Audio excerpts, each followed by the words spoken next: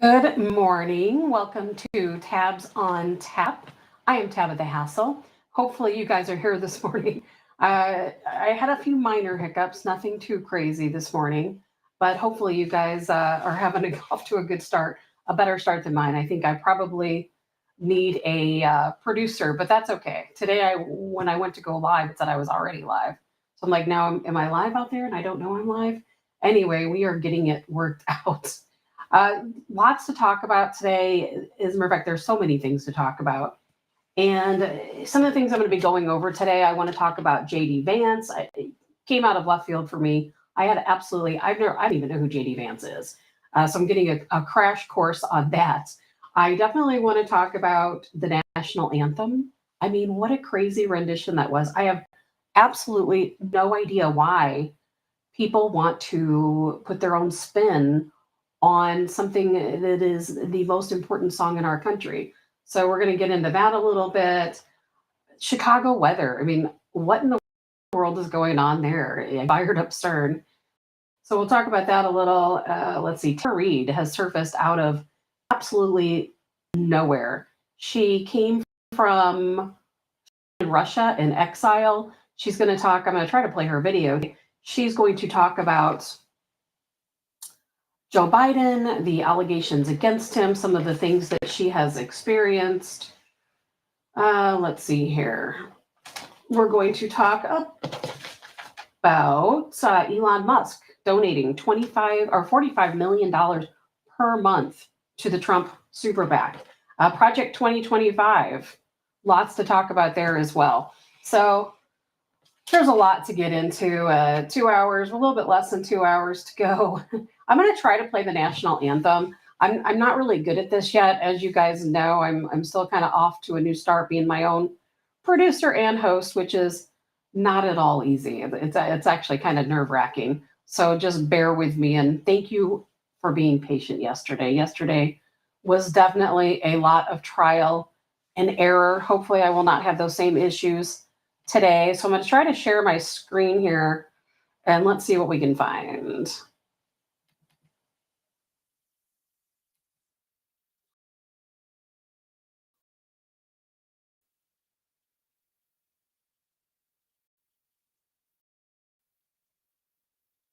Picture the photos of the people in the background.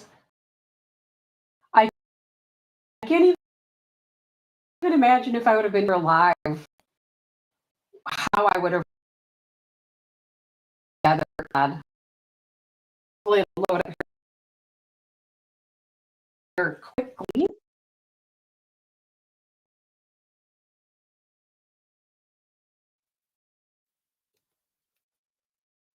Maybe not.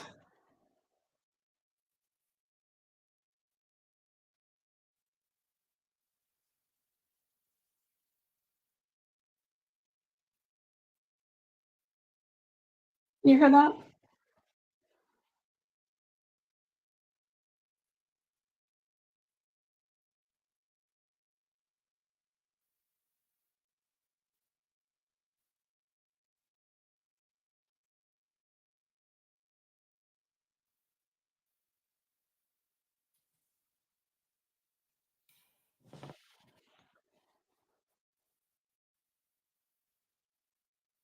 All right. Well, I guess that didn't work.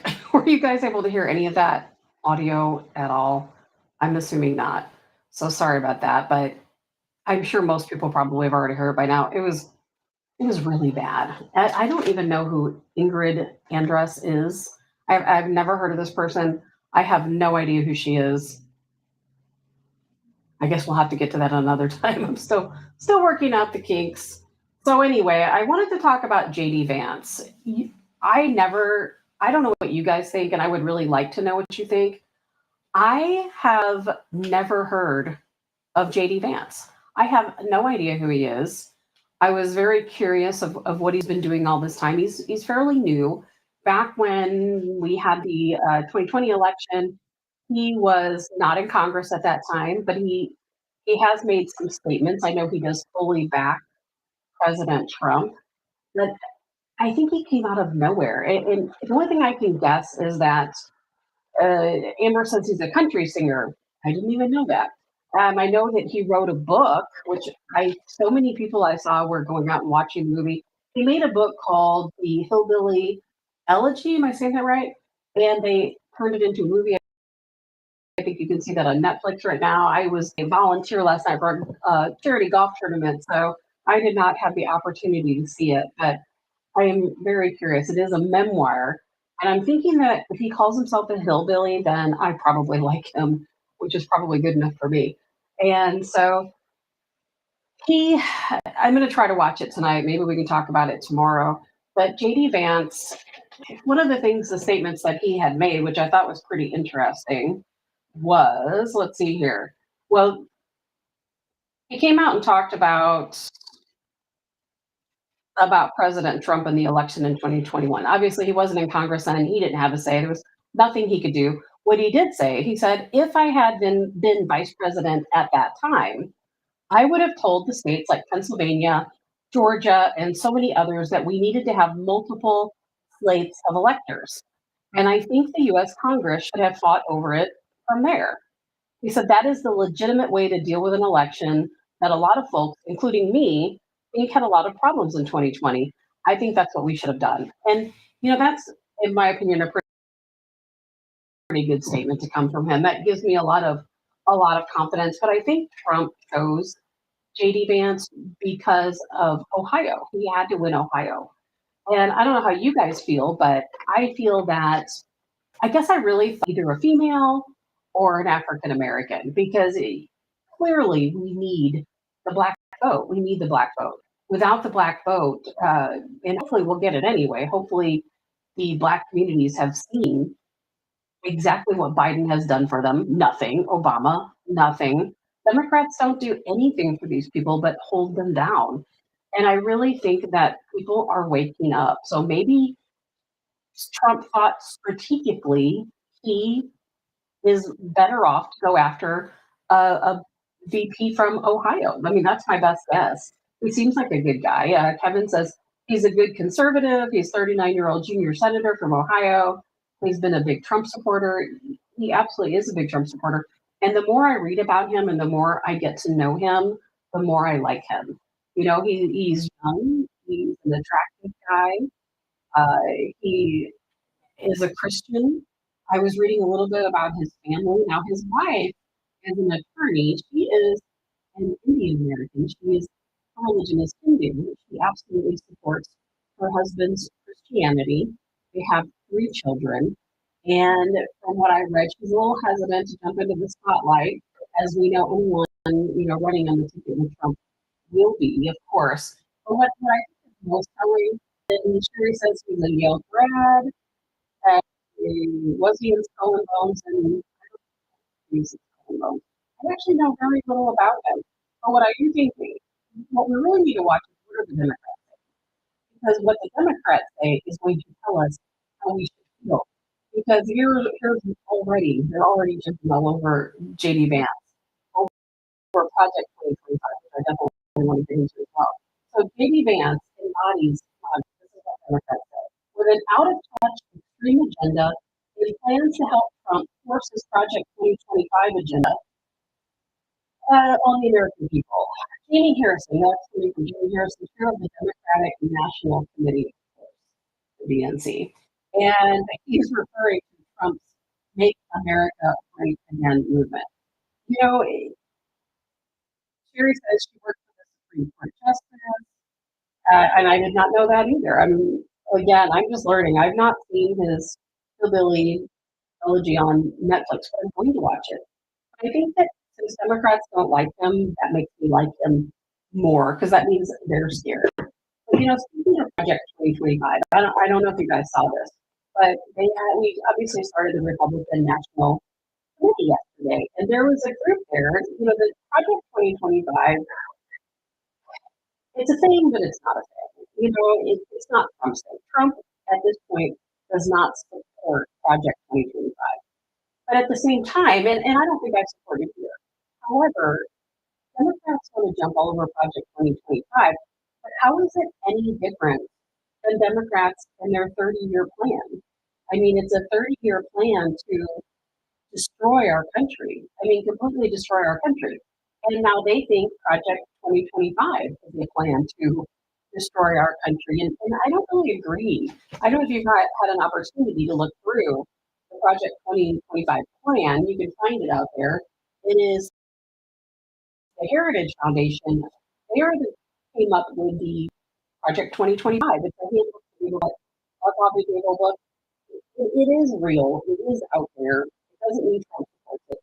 Is in effect right now. It actually does not. A lot of the Project 2025, it actually goes against everything Trump believes in. He doesn't want to put place further taxes, more taxes on servers, bartenders, waiters. That's the last thing he wants to do. He doesn't want to tax us more, that's for sure. But it is absolutely the conservatives' 30-year plan. I mean, that's exactly what it is.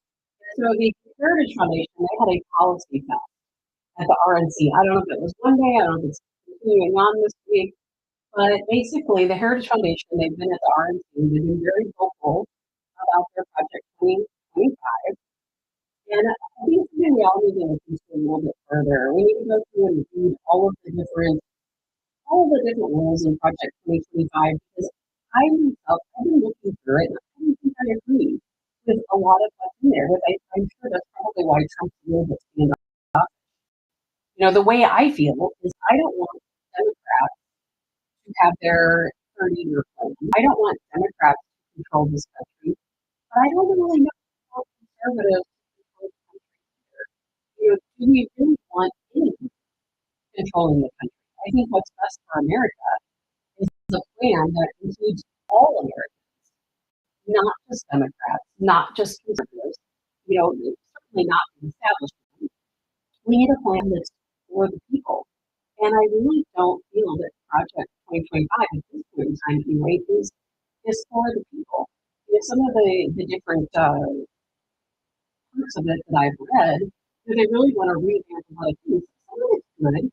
They want to go back and revamp the immigration system. We need immigration reform. There's no question about it.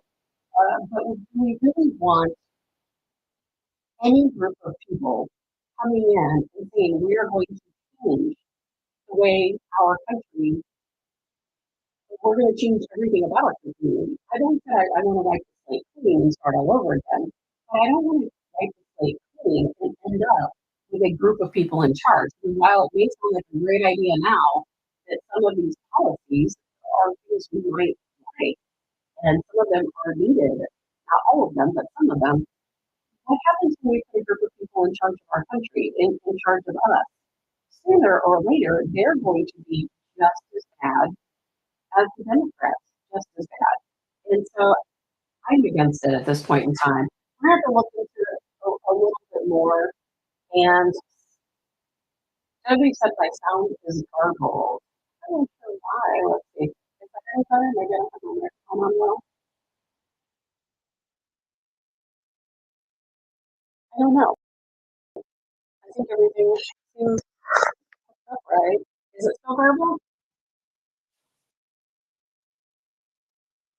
I'm not sure what's going on. Hopefully I will be able to work through all of these crazy technical issues, but I don't want my sound to be off if that's the case. I have a setup here. I use these Rode wireless Go 2, and Stacey said yes, it's still garbled, or yes, it's better.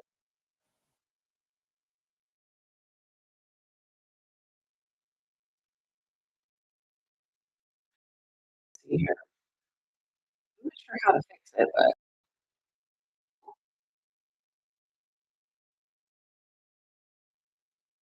is that any better?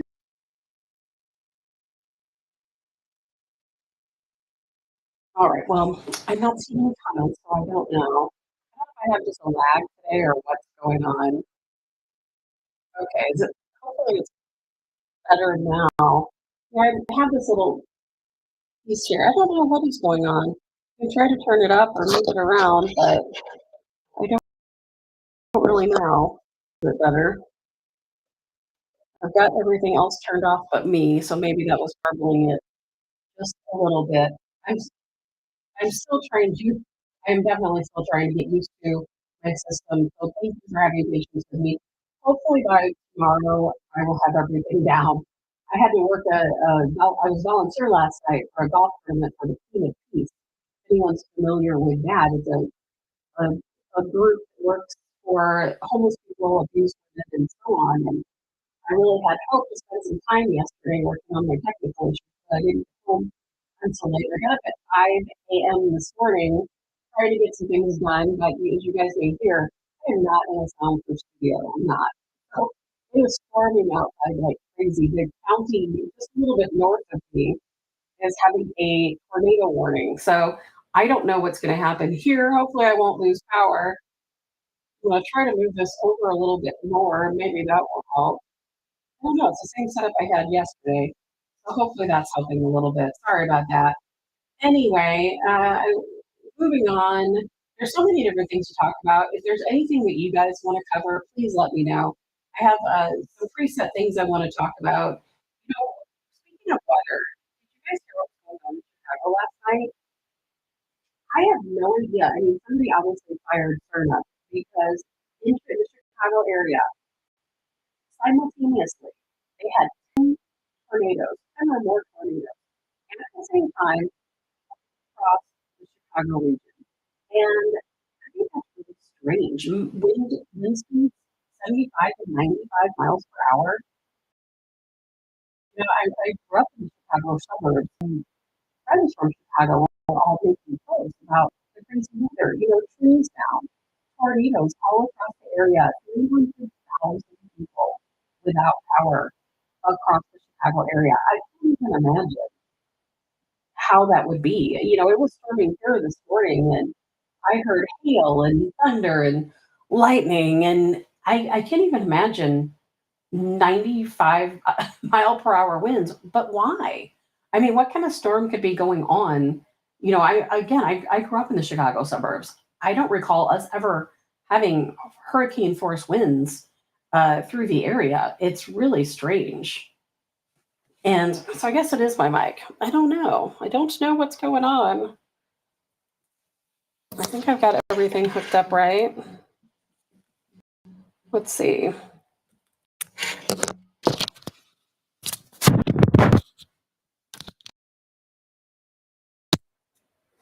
Whoops. Is that better? I will eventually get all of these things. Oh, okay. Perfect. Sorry about that, guys. I'm not really sure what all is going on here. Maybe it's probably user error. Anyone want to volunteer to be my producer? Because I definitely do need one. Uh, that is one thing last night I was thinking about. Like, I wasn't planning on talking about this today, but I think you guys can all relate. Yesterday, when it was my very first show, I haven't done anything at all in a year, almost exactly a year. No radio, no podcast. Well, I came on with Jamie Allman a couple times, which was very gracious of him to have me on. Jamie's a great guy, so I was very appreciative of that. And so yesterday was my first show, and I was really nervous about it. I think the reason why I didn't already already start a show is because it's a lot to take on to produce my own show, to host my own show, to learn the technology of streaming and streaming to multiple channels at once. You guys can't see what all is hooked up here, but I am literally standing in a web of wires and lights and cameras and all kinds of other things. And I had to set all of this up myself. And it is, at one point, it was just overwhelming. I wanted to start weeks ago, months ago. I really, after cancel this, I really planned on starting right away. And it just became overwhelming to think about it. But I do want to talk about it because yesterday it was definitely difficult. When I came in and everything was running fine, and then all of a sudden I was having all these technical problems, and 45 minutes in and things aren't still going. I'm not kidding. I almost just said, forget it. This is not going to work out. I was, just going to have to go on and tell everyone that I need a producer, or I'm not going to be able to do this. Then I thought, well, I can't do that. We have to talk about some of these things. You can turn on any any news channel you want. You can listen to a lot of other, even there's some good podcasts out there, but most news channels, most radio stations, they don't allow you to talk about real issues. I don't care which one. People can say, well, they're conservative. That's a conservative station. Most conservative stations, if not all, have guidelines. I can't tell you. I'm not going to go into which it was, but there was a show I was on where I would be talking about something that I really wanted to talk about that I thought people needed to hear, and I would be getting text messages saying, "Don't talk about that. Don't talk about that. Don't say that." And then I thought, I don't want those restrictions. I don't want those restrictions. And so I've always wanted to do something that's a little more free or a little more podcast, but I almost gave up yesterday. And then this morning, things were actually going pretty good. And when I went to enter into my stream, it said, well, you're already live streaming. I'm like, well, I'm not live streaming. I haven't even set anything up yet. So then that delayed me a little bit. But you know what? Every day is going to get a little bit better. I tried to play a video earlier and I figured out how to play the video. I haven't quite figured out yet how to get sound on the video. When I tested it earlier during the recording that I did, it worked perfectly fine. So, I really do appreciate everyone being so patient with me and hanging in there with me because there are going to be a lot of bumps in the road. There's no question about it. And today's probably going to be one of those days. And I told myself that last night when I was driving home. I thought, gosh, I really should have been at home working on a charitable event that I really, had already committed to. And so I woke up really early this morning and I'm like, by tomorrow I will have it because I have all day long to sort out these technical issues. But who knows? Maybe I'll find some kid that wants to come on and intern and help me out with some of the stuff. But what I really want to talk about more than anything is that I want all of you to start podcasting. I know that sounds crazy because you're probably thinking, why would I want to do that? Why would I have no desire to do that? But you should. I really, if I can do it, even as much as I'm doing now, with obviously a lot of faults, you can do it. And I think that the more people we have out there telling the truth, getting the word out, talking about these issues, that is going to go so much further than even your vote. Because right now, so few of us are out there on these different platforms knowing, the retribution we could face, but we're still doing it. And the more of us that step forward, the more of us that talk about these issues, I think the further we're going to get. They can't set us all up, right? They can try, but we really have to get out there and we have to start speaking up. And these days, you don't have to go through a big setup like what I have. It's very easy to pick up your cell phone. You can actually use a system called StreamYard. And in StreamYard, you can live stream to all of these different platforms with your cell phone. And, I had thought about actually using StreamYard instead I used Restream, which is a little bit more complicated. But like Amy said, we the people need to get the word out. And we do need to get the word out. We have to start spreading the word. We have to start talking about issues. And when we flood social media and we flood our communities with these messages, we have to wake up and listen. And, I don't see that us podcasters or local radio, etc. I don't think we're competition. I think there's plenty of room for all of us. I know I'm not here trying to take anyone's followers or trying to get all of the people on my live stream. It's not about that. It's about getting the truth out there. So I think we have to get the truth out there. And if any of you need any help at all, definitely more than happy to help you set up your own podcast. And Dottie said, I thought the show was going to be 8 to 10 a.m. That would be 9 to 11 Eastern. Hi, Dottie. No, glad to see you, Dottie. No, I am going to be on Monday through Thursday from 7 to 9 a.m. Central Time. On Fridays, I'm going to be on from 7 a.m. to 10 a.m. And in that last hour, I'm going to be adding in a lot of different segments, a lot of different guests.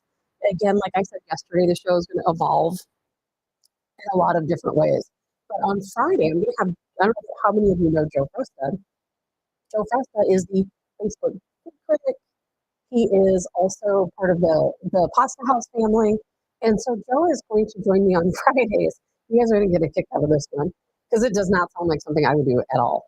But we are going to have a segment called The Dating Game. And so I'm going to let Joe take control of the dating game segment. But I do think it's going to be fun and interesting. I think it's going to break up a little bit of the seriousness of news and politics. And we're going to talk about some other things. Like I said yesterday, for any of you that may not have been here, I'm going to have a segment on homesteading. I'm going to have a segment on gardening and a bunch of other different things because I really want us to get back to our roots, get back to the simple things in life. Growing our own food is a big part of that. A prepping tips. I'm not a big prepper, really. I may sound like it, but I'm really not. And I'm learning as we go, just like everyone else is. I just planted a huge garden, by the way, and it's it has been a daunting process, that's for sure. But I've learned a lot, and that's what it's all about. It's about learning. So I hope to have a lot of guests come on. We can learn a little bit from each other. So I apologize for my sound being messed up, but we can, I guess, get back to things. I would really like to talk about Tara Reid. Familiar with Tara Reid? Well, Tara Reid is the person who accused Joe Biden of sexually assaulting her. Now, Tara Reid was a congressional aide in 1992, 1993. And back then, she did not make any public allegations. In 2020, she stepped up and made some public allegations. And so a lot of people, of course, Democrats are trying to say, well, she was a Sanders supporter. She was a Bernie Sanders supporter. She was never a Biden supporter. She's not a Trump supporter. She is strictly a Bernie Sanders supporter. So in 2020, she came forward with her story. Now, a lot of Democrats, of course, are trying to say, well, she made it all up. She waited until 2020 to come forward, so it can't be true. You know, obviously, here for them, right? You know how they feel about that. And I think really, Tara Reid released a video on X, formerly Twitter. I'm going to try to play it.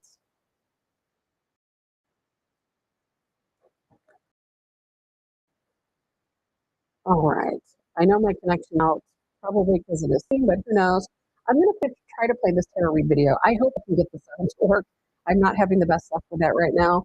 And I don't know how to do that exactly. But so Tara Reid came out with this video yesterday. It's pretty crazy because not only is she coming back with her allegations against Joe Biden, she wants prosecutors to reopen her case. She wants to be heard again. And it's interesting that she went into exile in Russia and she's talking about how Joe Biden, she's scared of him. She said, well, look at what happened to Trump. Why do you think I took off to Russia? So I'm going to try to share the video.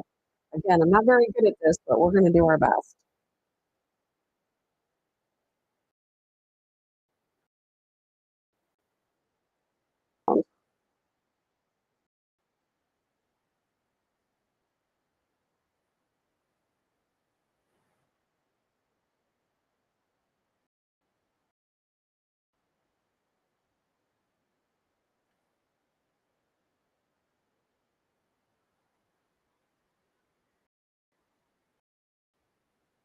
So if you guys can hear this, I don't know why earlier I could get my sound to work.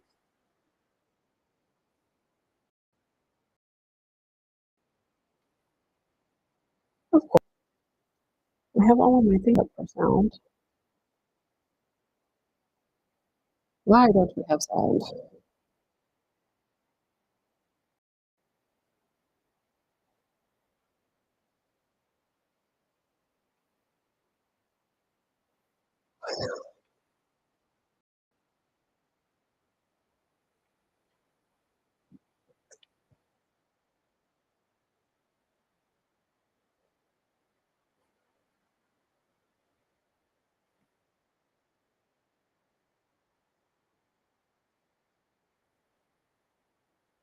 All right. Well, I have no idea why we don't have sound. I have no idea what's going on. So I apologize for that. I guess another technical thing I need to work out. When I did a recording earlier, I was able to get sound on the shared screen. So I am sorry. I have no idea why that's not working. Something else I need to work on. But anyway, you can go to justice.org. Stand for Tara, I believe is the petition. I'm going to share that on my Facebook page later. So Tara is wanting everyone to sign her petition so that her case will be reopened. So let's see how that goes. But I do think it's pretty interesting. If you go back and you look at the allegations from Tara Reid, I mean, it's pretty wild. I'm going to try to find some of her statements here. Let's see here. I had them this morning, so hopefully I have them now. Let's see. I'm a mess today.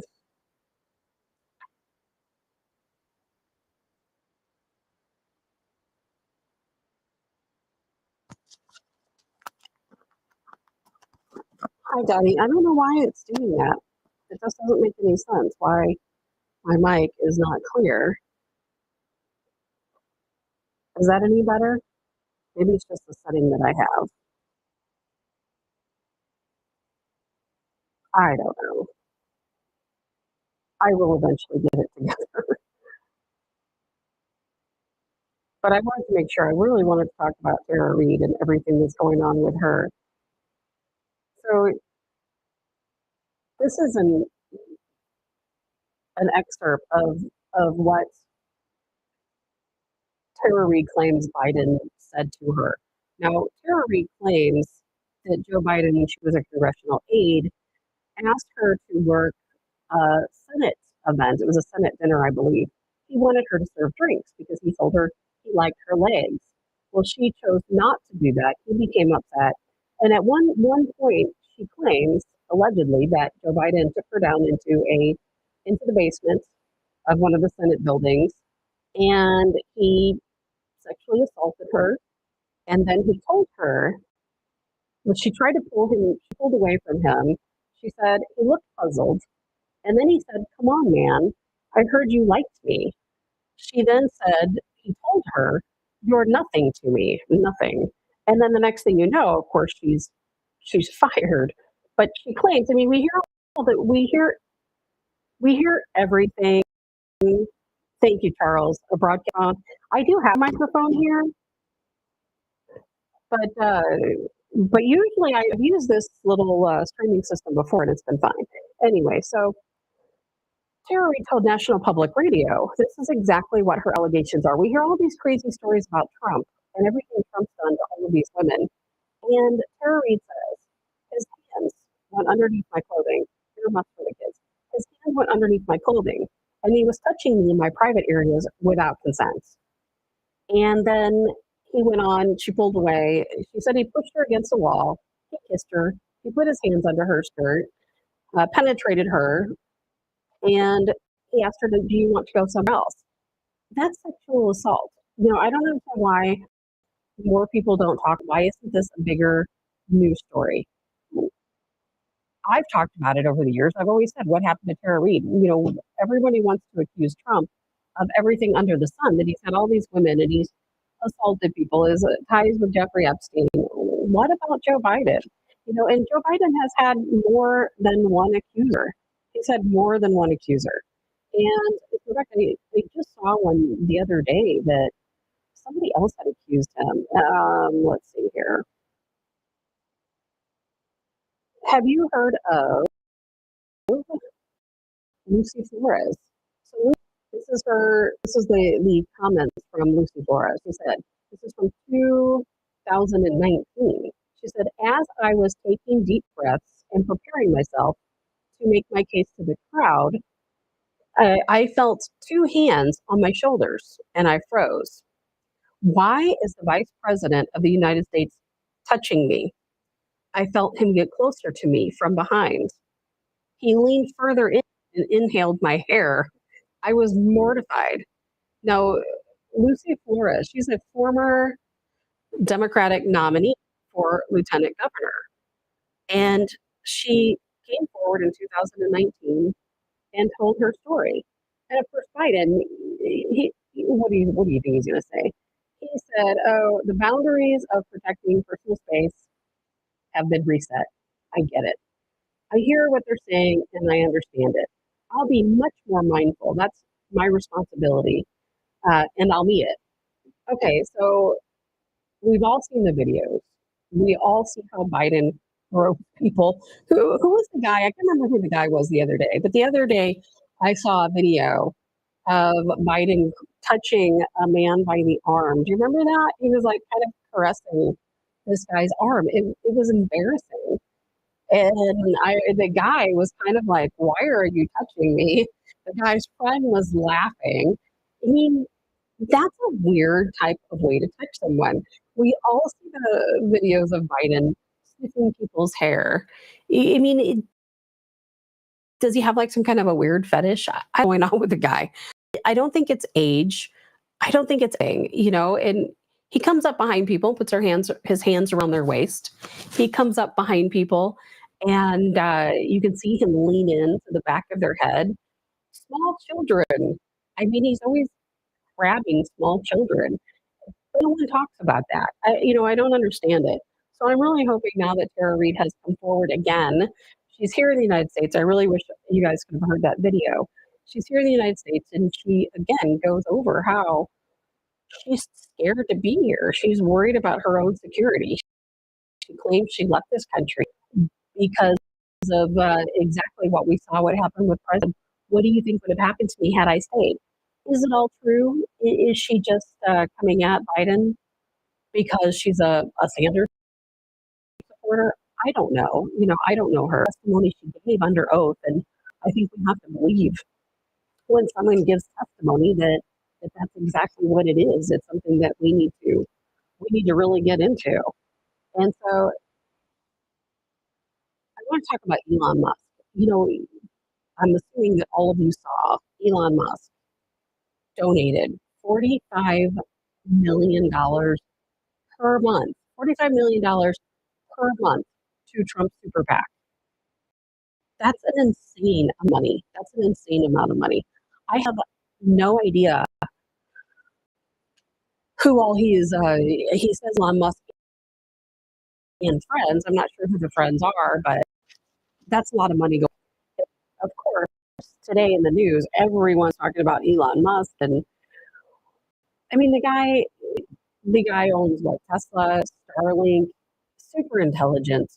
He knows where he wants his money to go. So I don't know exactly what's going to happen there, but $45 million per month is a lot of money. So earlier, I know I didn't have much sound, and I was trying to talk about JD Vance. And now that we're a little later in the show and a few more of you are here, I was really wondering what you guys think about JD Vance. Like I was saying earlier, and I apologize that my sound was garbled then and you couldn't really hear me talk, but he seems like a really good guy. I don't know anything about the Hillbilly Elegy. I'm going to try to watch that. I know that it's his memoir and that he's got, somebody said he's a country singer. I'm not too familiar with that, but I'm curious what you guys have to think about him. Do you like him? Do you not like him? He seems like a really good guy to me. I'm not sure. Stacy says, when it comes to Joe Biden, he's a dirtbag. Yes, yes, he is a dirtbag. No question about that. I don't know where we're going to go with this whole situation. Between is JD Vance going to make a difference? Is it going to make a difference? I hope it does. I mean, we saw already what they're trying to do to Trump. Is it going to make a difference with JD Vance there? I've always said, and I'm going to continue to say, that there is absolutely no way they're ever going to allow Donald Trump to become our president again. There is no way. We saw what they did this weekend. What else do they have in store? I mean, that was probably plan A, I'm guessing. Well, plan A was throwing him in prison. Plan B, when that didn't work, plan B, assassination. So Amber says, no, he's not the country singer. Oh, I'm sorry, Amber. Ingrid Andress is the country singer. Well, She wasn't a very good country singer, apparently. I'm gonna have to go back and look into her. So I'm just curious, is JD Vance going to make a difference? Hopefully he will secure Ohio, which we desperately need Ohio. That's such a big part of our plan. But will he will he cause the Democrats to come after Trump harder, or will they ease up a little bit? To me, if he's one of us and that he's going to fight really hard for Donald Trump. I hope that's the case anyway. And Amber says Vance was the public affairs in the Marine Corps. Yes, I did know that he served our country. And he looks like a big guy. Very a nice looking guy. He's younger.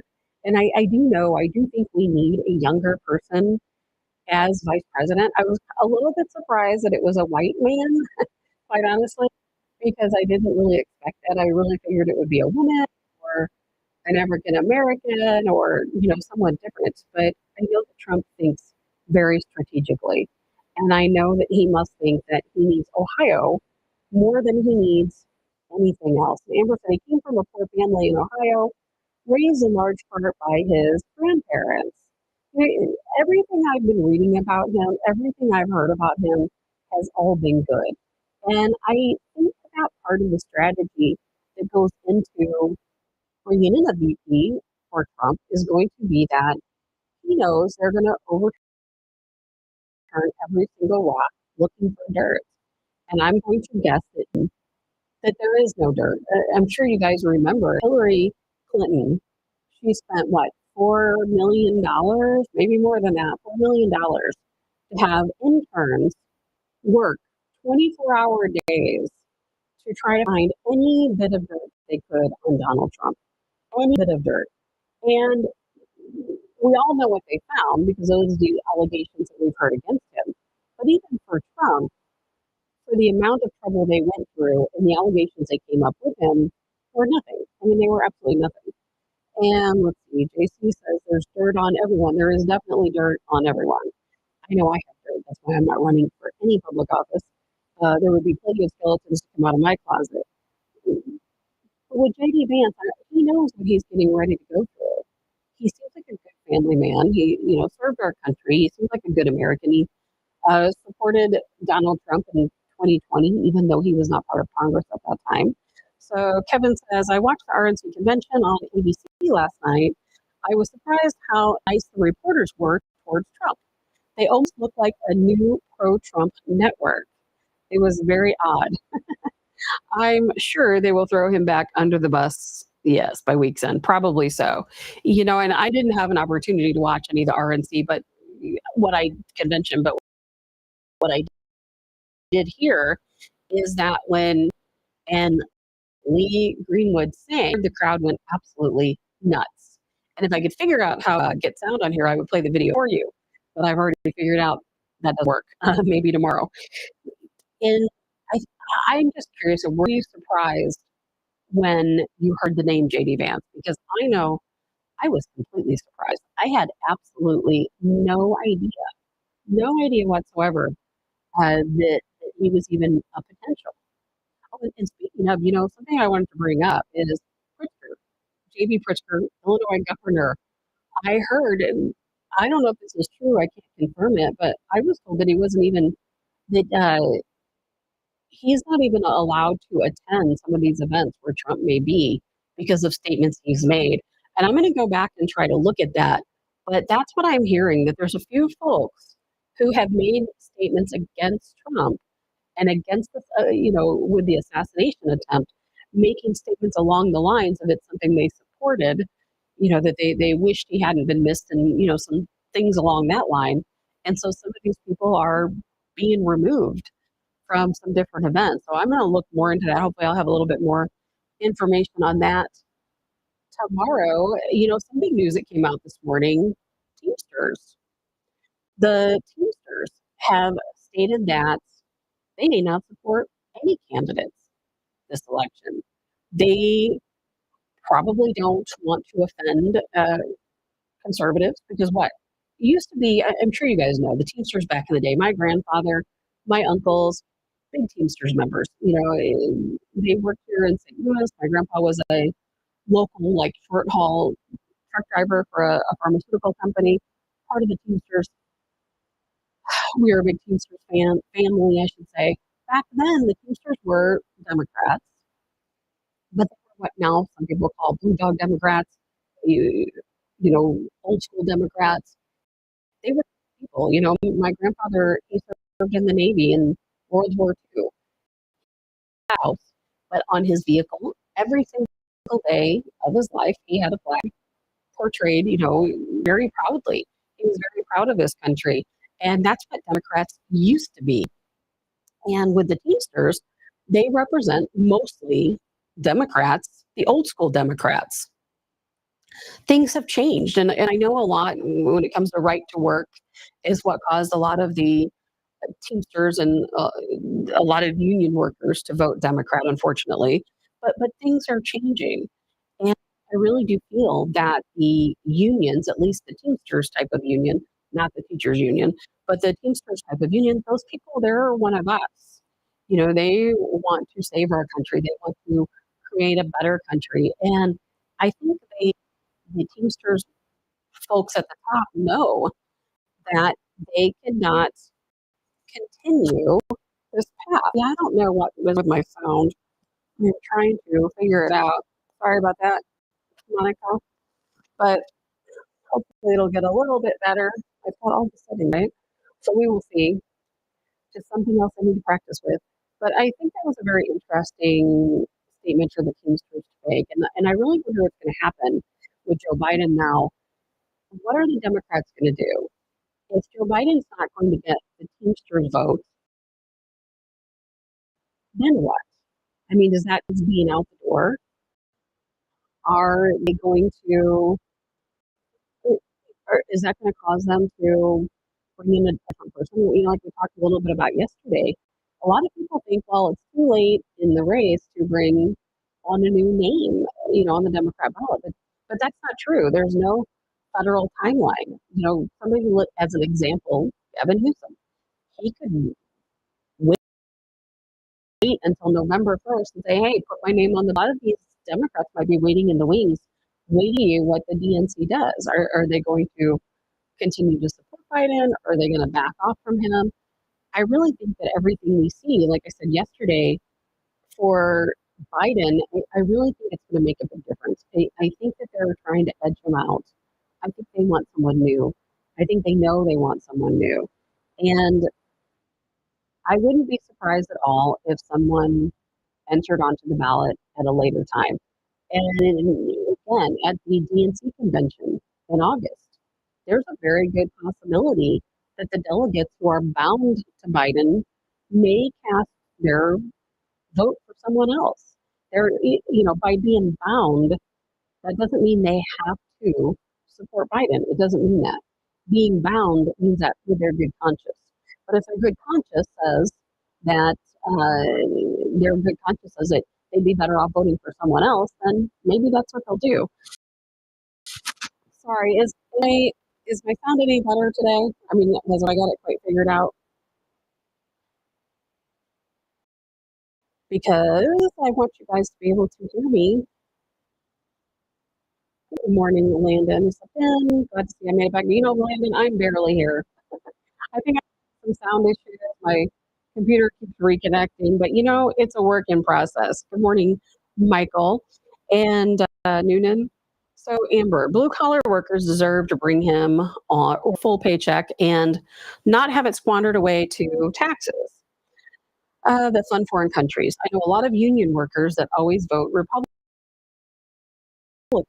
They still get the Democrat flyer and push for the union to vote no. And from what I understand, not too long ago, the union stopped sending out Democrat flyers to union members, at least the Teamsters. I know a couple of folks who are Teamsters, and they just told me yesterday, I think it was yesterday or the day before, that for a while there, for years, they've always received, they were inundated with flyers coming in the mail. People putting things in their lockers at work, vote Democrat, vote Democrat. And they said, I don't know how long ago it was, maybe a month ago, they said all of a sudden all of the flyers stopped. They stopped receiving any of those handouts about voting Democrat. And I think that was a good sign of things that maybe the Teamsters knew they were going to make a change. And that's exactly what they've come out and said today. We don't know. Democrats. We may not back Joe Biden. They're not going to back Trump. I think they're going to stay neutral and try to appease all of their people. Yeah, sorry, Amy. I know I don't know what is going on with my microphone. Yesterday, my microphone worked fine. Everything else was going wrong. Today, most of everything else is going good, but my microphone is off. And Amber says the last one was Hillary Clinton. My friend, who's a girl in the Ironworkers Union, was like, nope, Trump gets my vote. And I think that, Amber, I think that the majority of union workers, even the teachers union at the top, is so crazy progressive liberal. But I think the majority, not all the teachers, of course, but I do think the majority of teachers are like us. I said yesterday, and I will probably say every day, we are the majority. And not only are we the majority in our country, but we are the majority in well, not every workplace, most workplaces. We are the majority in every union group. And even though sometimes the folks at the top are progressive liberals, the folks in between, they're not. They're a lot like us. And I know the Teamsters are a patriotic bunch. And I have no doubt in my mind that the Teamster members are going to vote with us. But what I would really like to see is I don't understand why the unions have to ask their union members to vote in either direction. I guess they want to always support what the union stands for. I understand that.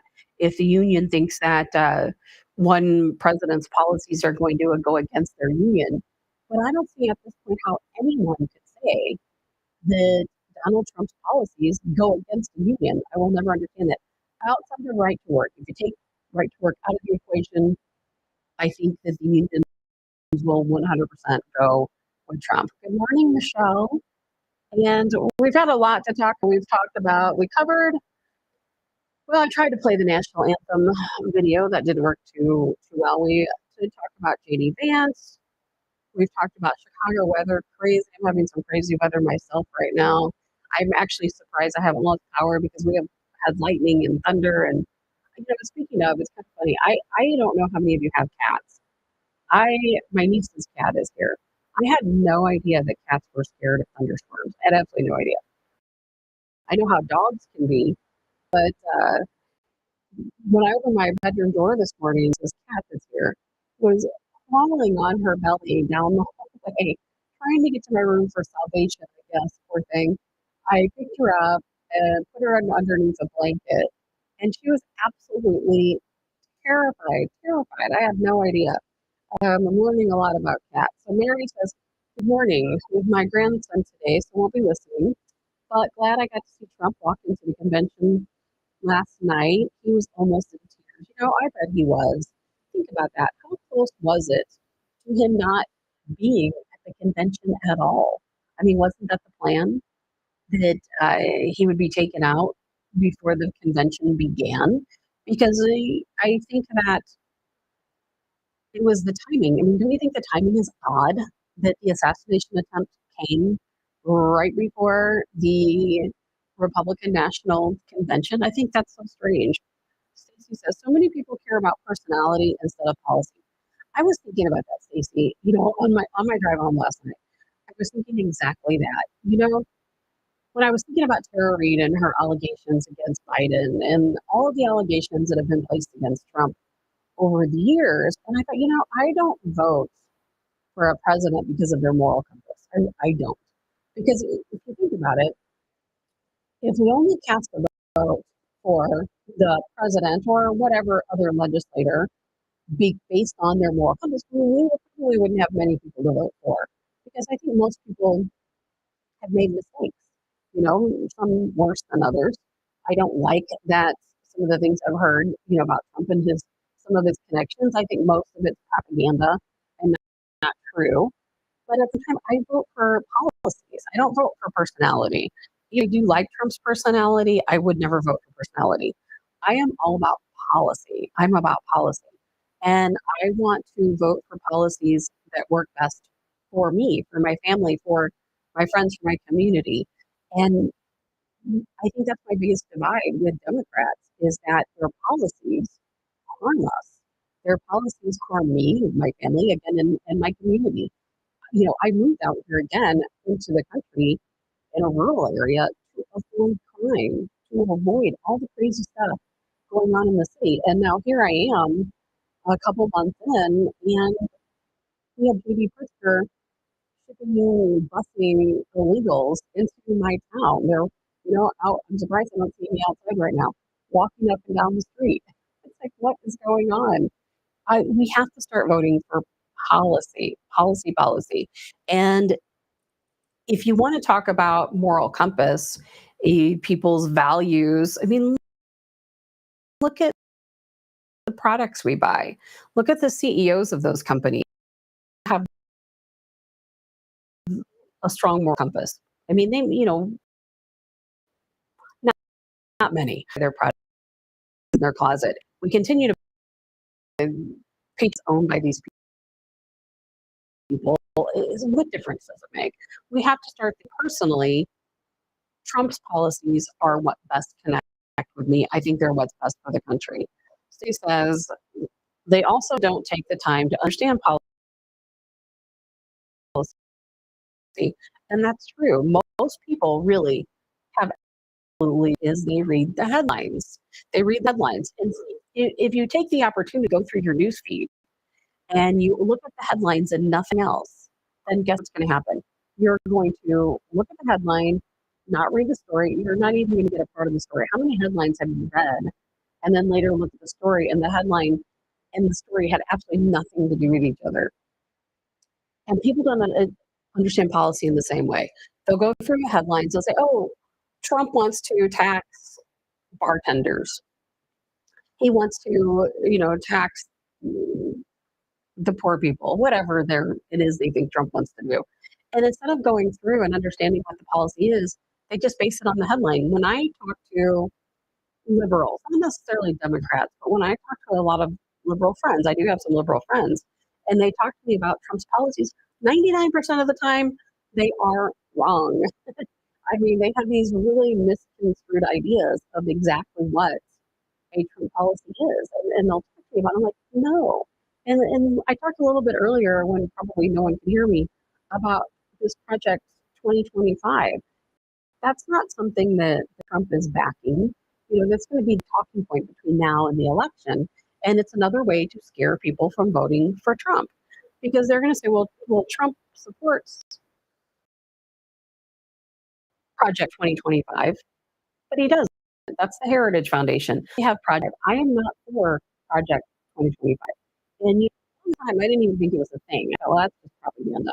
Then I started reading a little bit more about it and seeing that the Heritage Foundation is the one that came up with this Project 2025. And some of the policies that are in that, I don't want that. I would be very curious to know what you guys think about this Project 2025 because we're going to be hearing so much about it between now and November. It's going to be very predominant in a lot of conversations because it's a way to scare people. And by connecting it to Trump, and I can assure you, Trump is going to stay very far away from this Project 2025 because I think he feels like I do, like so many of us do, that we don't need any group. We don't need any group of people tapping into our country. We don't need anyone rewriting everything for us and making us adhere to a 20-year plan, a 30-year plan. Democrats have their 30-year plan. Apparently, the Heritage Foundation has their plan for 2025. Either way, I don't want it. Todd says, if we tapped into our natural resources in this country, the national debt could probably be gone in 10 years. Of course. Look what happened before Biden stepped into office. We were drilling, we had all our gas and oil leases. What did Biden do? Literally on day one, he canceled all of those leases. He shut down the pipeline. We have more oil reserves here in the United States than we will ever need. People want to say, oh, And here's another thing. People say, oh, well, there's a limited supply of oil because someday back in ancient history, a bunch of whales died and that created petroleum oil. No, that's not true. That's just another misconception a lot of people think. But we do have our own natural resources. We need to, and I know there's a company getting ready to do this, but we need to process and mine for our own metals. And that's something we don't really do a lot. We're relying on a lot of different countries under Biden, that is, for oils. We need all these rare mineral weapons and a lot of our artillery, and we're not doing that. Under Biden, we're not doing anything for ourselves. And I don't know if I can go up and see this comment or not. Let's see. Something about states all public school kids should take the military entrance exam, which freaks everyone out. I can see why. 5, I believe, also talks about women in the military, that all females enter into a draft, as should all men enter into a draft. At least that's what I hear. I don't know if it's true, but yeah, we don't want some of those things to happen. I think a lot of what's in Project 2025 does not correlate with what most of us want. And again, I said earlier in the show, I don't want any group running this country. I want America to be for all people. I wish we would all unite. I hate the division between liberals and Democrats and conservatives and everyone else. And I spend a lot of time trying to even think, who are you? Who are we? What is it that we want? What is it that, how do we see ourselves politically? And Amy says our country is hurting right now. It absolutely is hurting. To us, we don't even manufacture our own medical supplies here. Well, we learned that lesson during the C word, didn't we? Because every single thing we had came from China. Everything, our testing supplies, our equipment. If we were to have a tragedy, hopefully, God forbid that ever happens, a lot like what happened during the sea time, we don't have medical equipment in our country. We don't have a stockpile of medical equipment. I mean, look at what happened. There were people who died during those couple of years because we didn't have enough ventilators to keep people on. Should never been on ventilators to begin with, but we didn't have enough. They were, had 2 people to 1 ventilator. You can't do that. So we've got to start manufacturing here in our country. We have to keep jobs here in America. I'm so tired of seeing companies moving to different countries, to Mexico, or using employees from India or wherever they may be. We've got to keep our jobs here. I'm not telling you anything you guys don't already know. Amy says, I'm emotionally tired and exhausted with our own country and the issues we have. I am too. Charles says, plain and simple, it's Marxism being the goal, that communist wannabes destroying capitalism is the ultimate goal. It is the ultimate goal. And Todd's right. Ford had to manufacture ventilators, which was really odd for Ford to take their time away from their vehicles and start manufacturing ventilators, but they did it, which was good. And so I want to go back to what you said, Amy. I'm emotionally tired and exhausted with our own country and the issues. I am too. As a matter of fact, sometimes I get so worked up about it that it's hard for me to even talk. It's hard for me to get anything out because I'm like, where are we going? What do we do next? Do we need to prepare for the worst? Is the worst going to happen? Are we preparing, thinking the worst and just playing it safe? I don't even know. I'm not sure anymore what's going to happen. And Saturday was what happened when Donald Trump really solidified my thoughts that things are going to get bad. And we do need to be prepared for things to get bad. And I'll certainly be talking about that a lot in the upcoming days. But I think we all need to think about art. As a conservative, as a person, I think about who I am politically, and people want to call us right-wing nut jobs. I'm not a right-wing nut job. I don't even know if I consider myself right-wing for the most part. I think most of us are middle of the roader. I'm a middle of the road person. I am, as most of us are, fiscally conservative, of course. But when it comes to social issues, I'm kind of moderate. I think most of us are kind of moderate.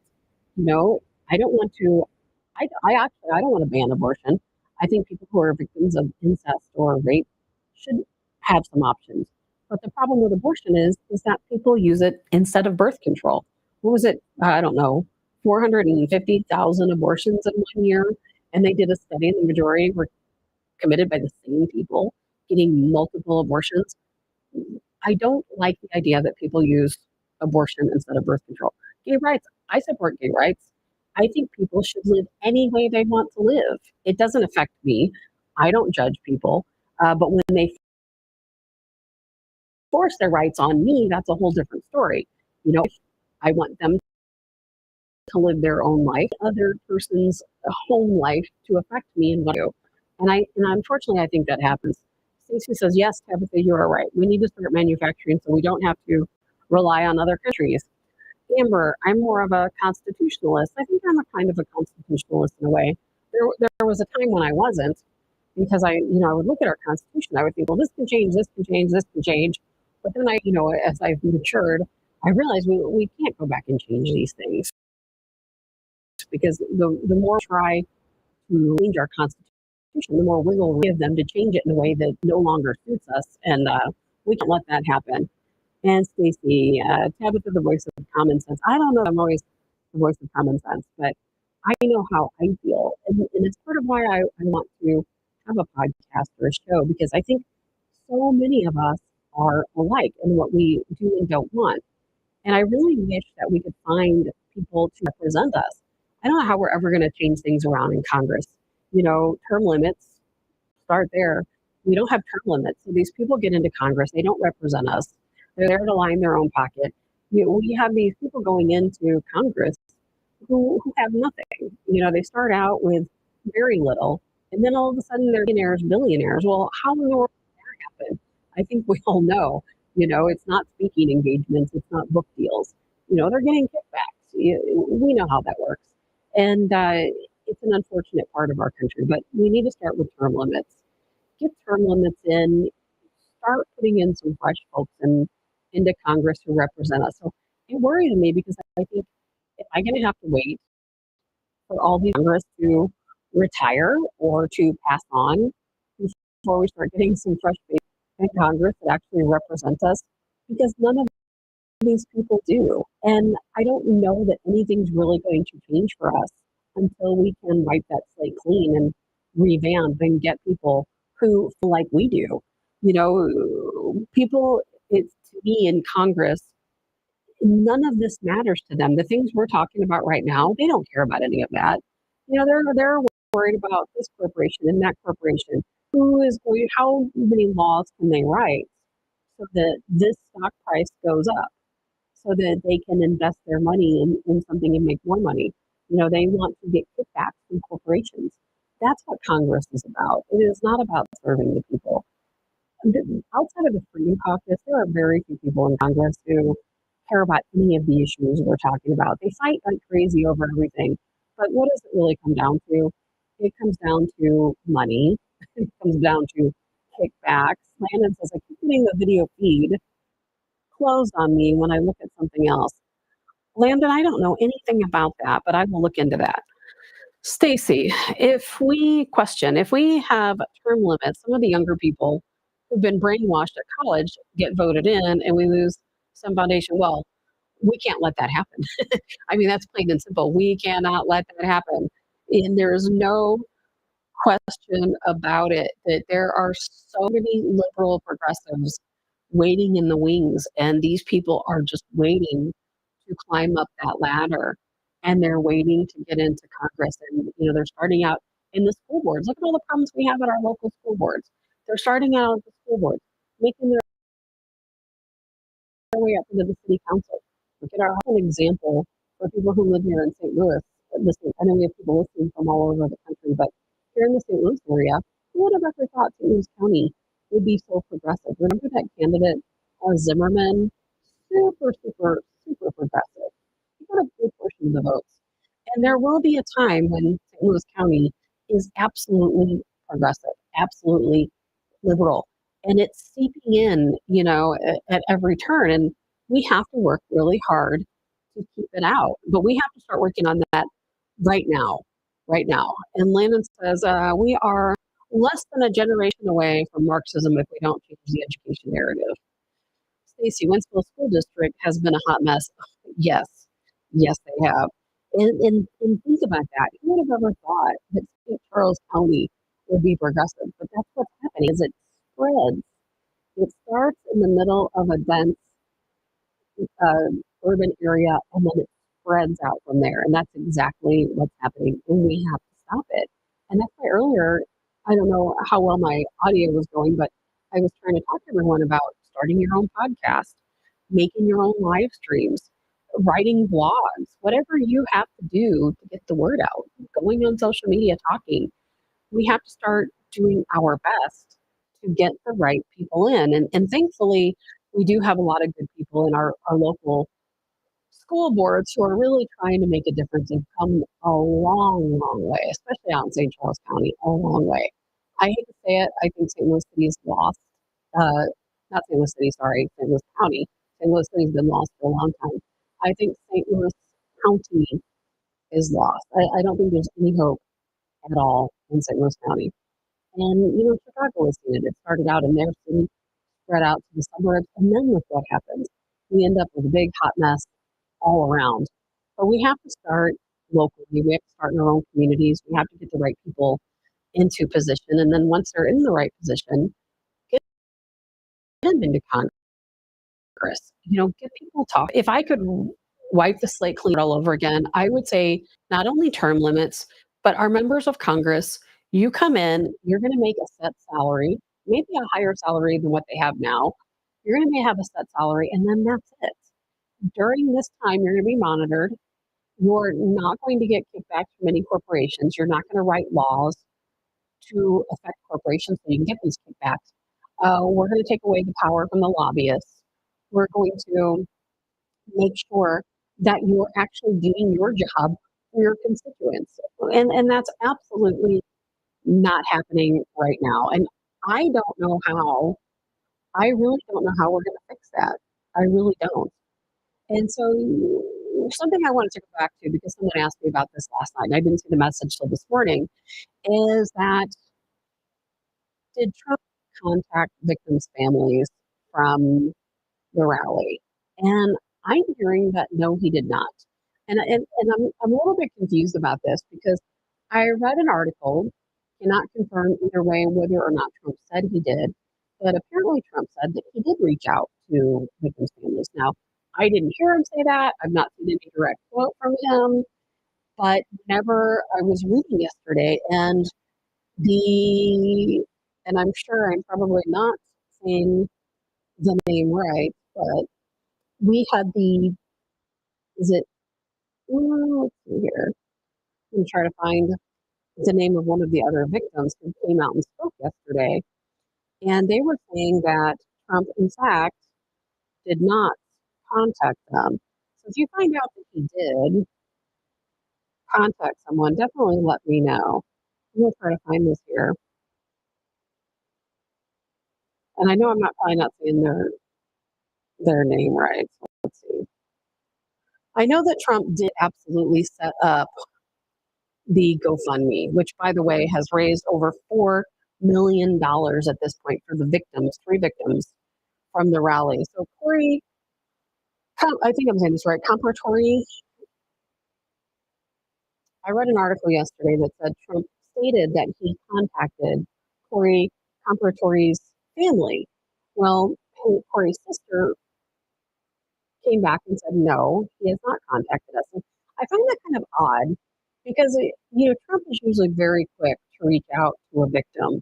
So I'm not really sure what's going on there if he has, in fact, said anything to them. But I do know that he has Trump himself endorsed a GoFundMe for the victims. They've raised $4 million at this point. And then there was another separate fund started for I can't say this right, Comparatory's daughter, Allison. And that fund I know has reached over $1 million. But it seems really strange to me, though, that Trump has not reached out to the family. I'm kind of curious what you guys think.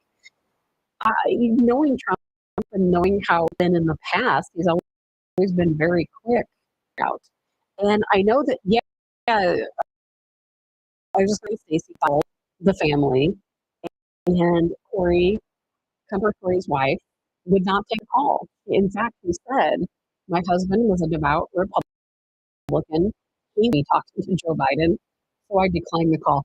And I thought that was, I thought that was really interesting, and I'm glad she really stuck to her guns about that because I'm sure she's absolutely right. Look at I've had talked to Gold Star families in the past on prior shows, and a lot of them have said the same thing.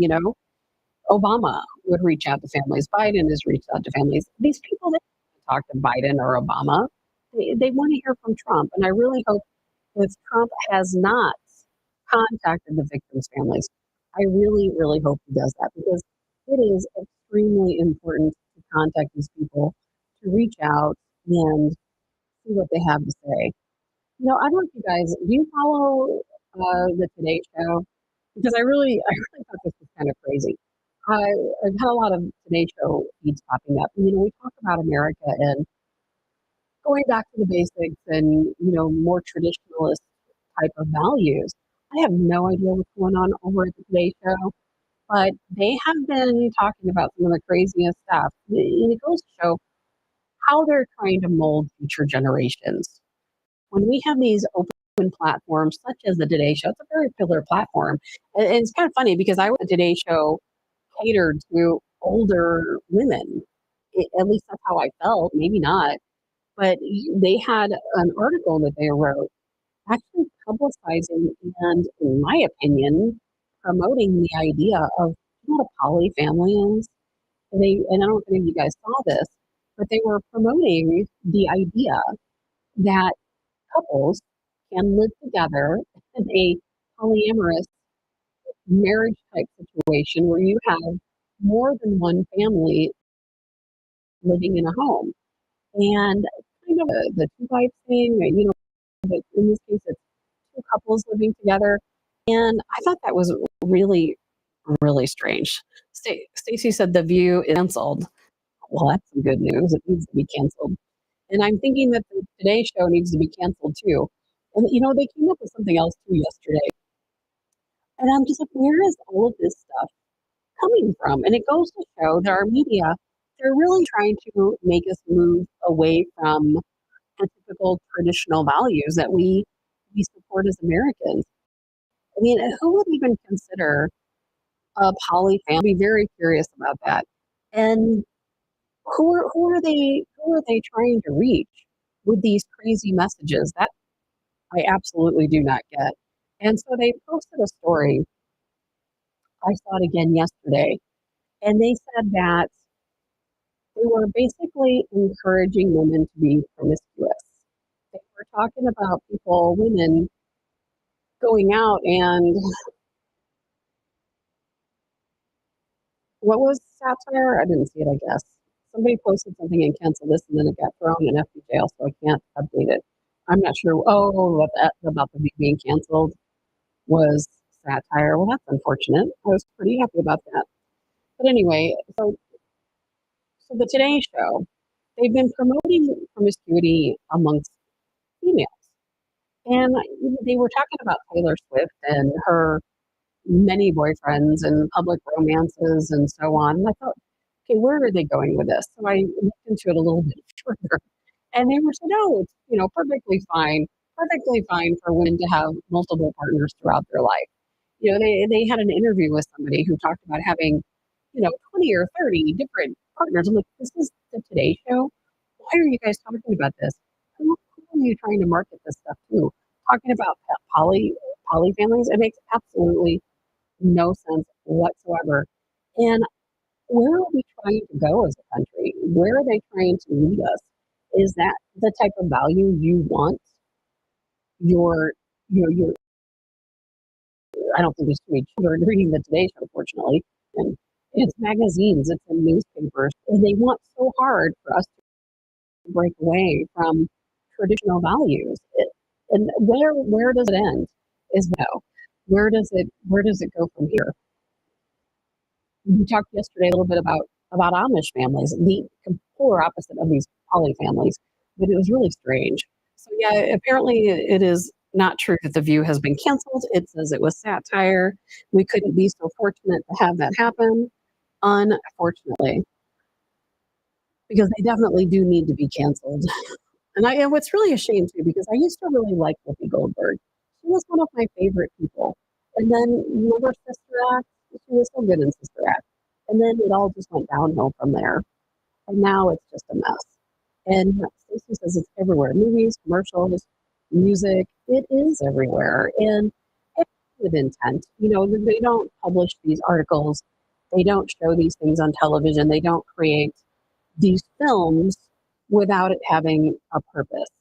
And that's exactly what's going on. And I apologize. I know my computer keeps connecting and I'm not sure if it's knocking off the live stream. I'm trying to check and see if I see it on my end. It says reconnecting, reconnecting. Can you guys still see me okay? I am trying my hardest to find it because I'm not sure if we are still live or not. Let's see. I don't know. I don't see the live stream on. Computer problems, computer problems. Where does it ever end, right? Okay, you do see me. Well, that's good. I don't understand what in the world is going on here.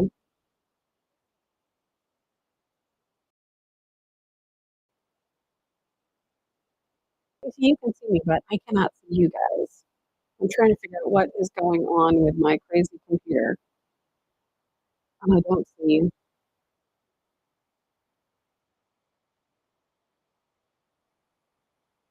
what is happening.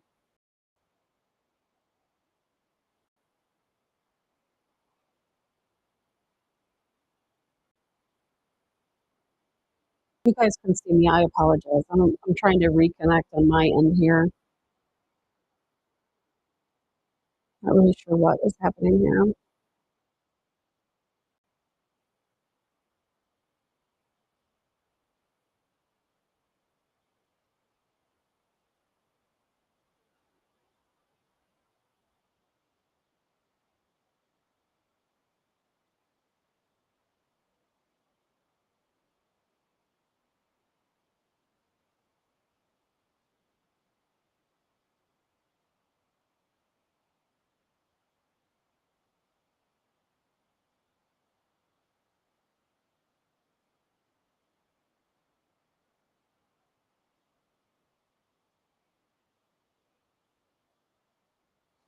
Sorry, guys. I don't know what's going on. If you guys can hear me, I can see your comments, but I can't see anything else. So, am I frozen, Charles? Solana says basement dwellers of FB making it harder. I haven't even checked the live stream of some of the others. I don't really know. I will eventually work these problems out. As I was saying earlier today, before most of you guys joined, it is definitely a process to host and produce a podcast. It's probably why a lot of people don't do it because it really is, especially with no technology background in podcasting, it is really crazy. Because right now I can see comments, but I cannot see anything else. So I will just carry on. I guess you guys can see me. All right. Well, anyway, the only other thing I really have on the agenda, I'm sure you guys have seen, people are coming out of the woodwork, business owners, teachers, all these different people coming out of the woodwork about Trump assassination attempt, talking to, the memes and talking about, oh, it's a shame they missed. A couple people have lost their job. I saw a teacher lost her job yesterday. And I'm just curious if any of you have lost friends over this because I know on my social media platforms, I have I am very surprised at some of the comments I've seen from people I know. People that I know, people that I would never expect to say these types of things, who are coming onto social media and they're saying, "Gosh, all the problems could have been solved, with one little shot. He just had to turn his face away." It makes me sick, and I don't know about you guys, but I have no tolerance at all, none. My tolerance is gone for people who are going to make those types of comments. And thankfully, I'm seeing that people are losing their jobs. People are losing business. There's a lot of business owners right now who are going viral for some of their comments in some of their social media posts, as it should be. These are things that we should never allow. Stacey says, yes, I have a friend who thought we needed to do a do-over on the attempt. And of course it makes you angry. It's like, what in the world is wrong with people? Lisa, I lost one acquaintance and it's no loss really. She was negative, dark, and ignorant, of course. Her redeeming grace, she rescues animals. Well, it's hard, and I've had a lot of friends who I value for different reasons. And it's not about Trump, the man.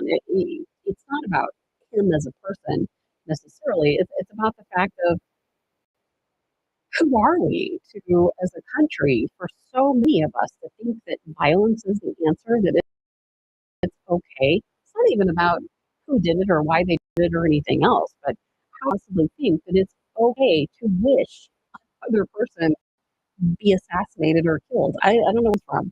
There's nothing in my heart that would want anyone to be assassinated or killed. Not Biden, not even McConnell, or any of those people. I would hate to see anything happen to anyone, and I don't understand it. And I think these people, they should lose their businesses. Landon says, I have been tracking them down and blasting their profile links. My comments to that blank blank in Michigan is what got me put in timeout. It is very easy to get put in timeout. But funny, these people making these comments and these statements, they're not getting in a timeout, are they? Monica, my tolerance is also gone. I simply posted a prayer and a liberal friend had a comment. The shooter was a registered Republican, as if that matters and makes it okay. Well, he may have been a registered Republican. However, he supported Joe Biden. Contribution to the Biden campaign. So we know that. So I don't think so. Why he was registered as a Republican, I don't know. I really don't know. I think his parents are libertarians, from what I understand. Maybe at one time he was a Republican or wanted to vote someone that was a Republican, but it doesn't appear that he voted for Donald Trump at any point. And thank you for. Oh, I didn't even know I was on YouTube, so thank you for that, Robert. I don't know what's on and what's not. I hope that tomorrow will be a better day for technology. I'm gonna work on it all day. My try to figure out how to get videos. I can figure out how to add videos. I need to get the sound on, so I'm gonna work on that. I think the shooter registered that way on purpose to confuse the investigation and make people excited. He planned it. I think so too. And I don't think he's the only one. When we look back at the past 5, 6 years and the different shooting incidents, I think a lot of them planned it. A lot of them had crazy manifestos.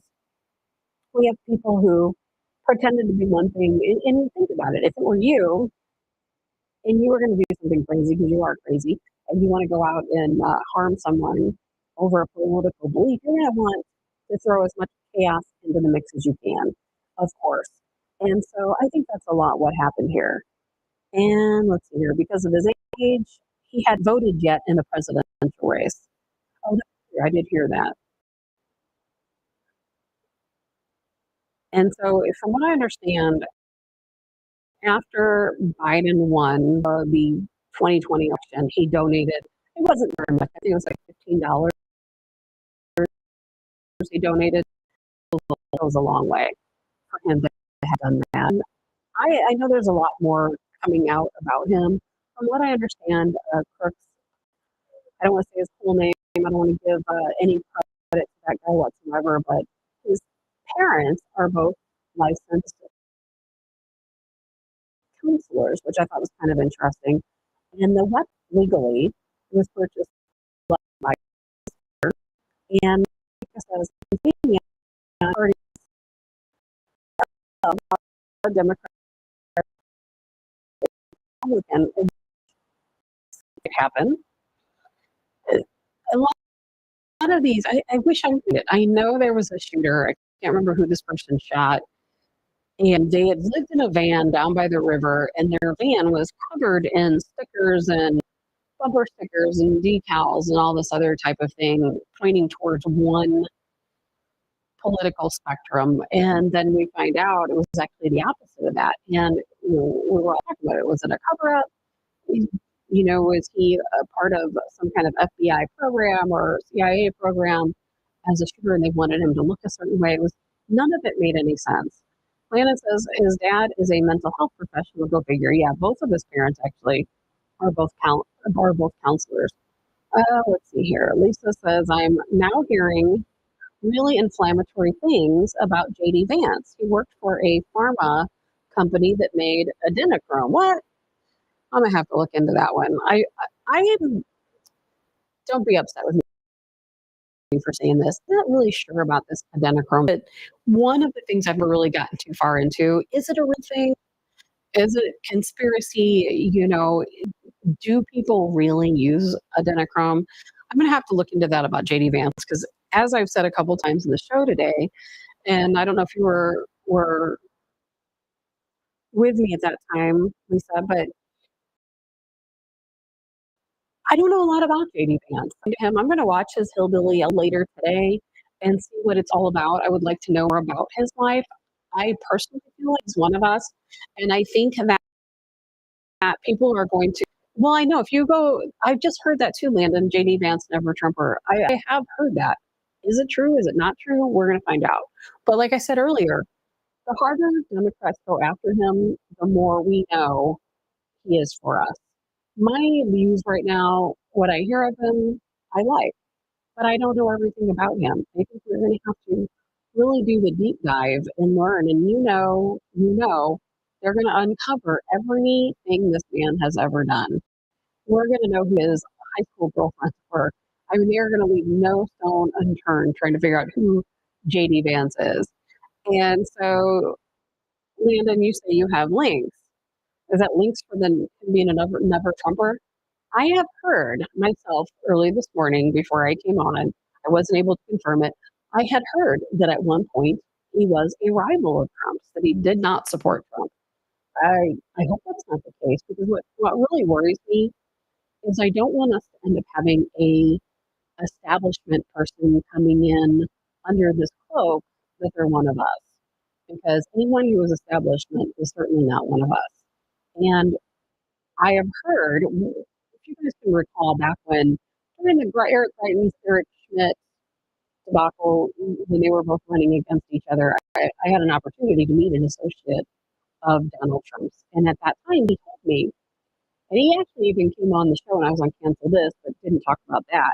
But he told me that unfortunately, some of Trump's inner circle had been infiltrated by the establishment, and that this guy was a supporter of Greitens, and he felt that Schmidt's campaign somehow wiggled their way in through these other folks.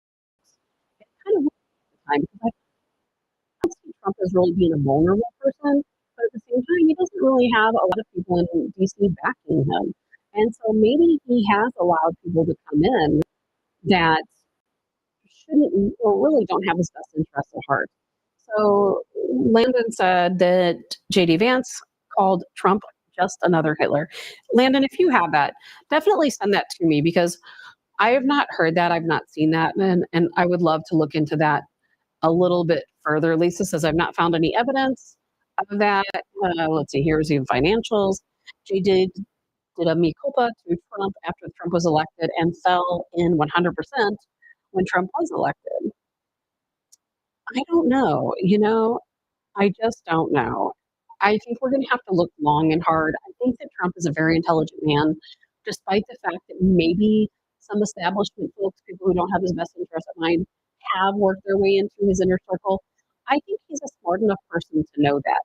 I can't imagine him having people in his inner circle and him not saying, okay, I have this person here because I need them for this, this, or that, but they really don't have my back. I can't see him really figuring that out. So Pam said he admitted it during an interview last night at the RNC. He admitted that, what did he admit to, Pam? That he was never Trumper? I hope that's not the case.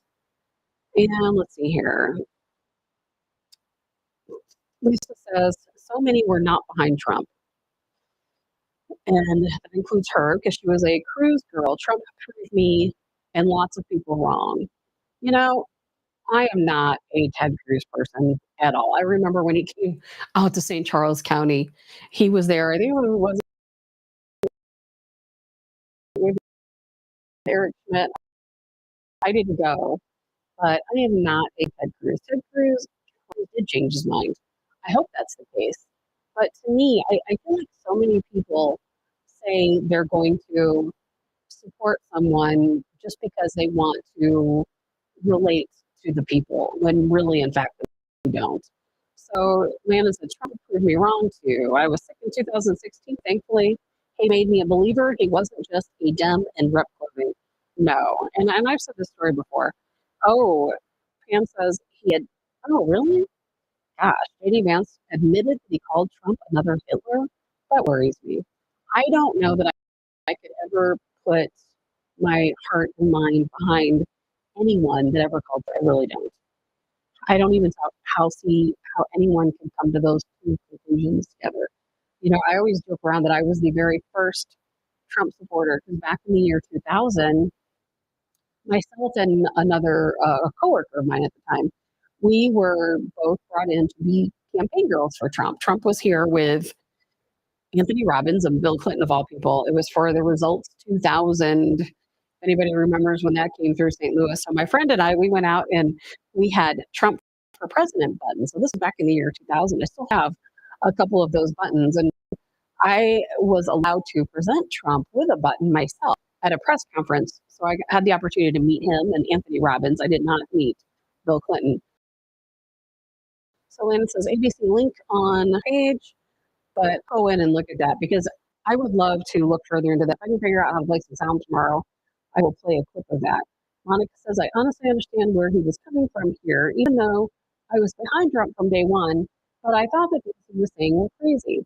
And I laughed about it. I am not laughing now. And I get that. I really do. Thank you, Lisa. Have a good morning. And so I guess I've always been behind Trump. I never had that faltering moment where I thought he was a bad person or that he was Hitler or that he was anything but good. But I think a lot of that is because he's a person. He's not a politician. He tells the truth. You know, Obama was smooth. Biden, nothing can be smooth about Biden, but they certainly try. But these guys have teams of an entire staff. I just posted a photo of Biden's staff the other day. They have a staff of 20 people writing their social media posts, writing their speeches, covering everything for them. And Trump is just Trump. I mean, when you go on Trump's social media page, guess what? That's sitting around in the middle of the night when he can't sleep, making tweets. And that's what I appreciate about him. I don't agree with everything he says. There's things he said that I don't agree with, but I really do think he has the best interest for this country. And I think we all need to do the deep dive on J.D. Vance. I'm sure we will, because we need to know, does he really support us? Is he really one of us? Is he truly an establishment person under the cloak trying to get into the VP? We don't want that because we know where that leads us. Anyway, we just got a few minutes left. I don't really have anything else to cover. I think we covered it all. I've got some technical issues to work on today, and I am going to do my best to get all my technical issues figured out by tomorrow because I really want to go in and keep things moving, but I have to absolutely get them first. So if anyone has any suggestions, let me know. We'll get through it. I think we've all had a lot to talk about. And like I said, I really want this show to be about everyone. It's not about me and what I think. It's about all of us. And I'm going to have some really good guests I'm going to work on. I just got to get the tech out. I don't want to bring a guest in and have them join me and then we can't hear them. So I'm going to be doing some sing today. If anybody wants to join me, feel free to let me know and I'll try to add you in to my live stream or a recorded stream and see if we can get figured out. Outside of that, I hope you guys all have a great day. Thanks for being here. Thank you so much for your patience. And I promise you every day will get better and better. Have a great day.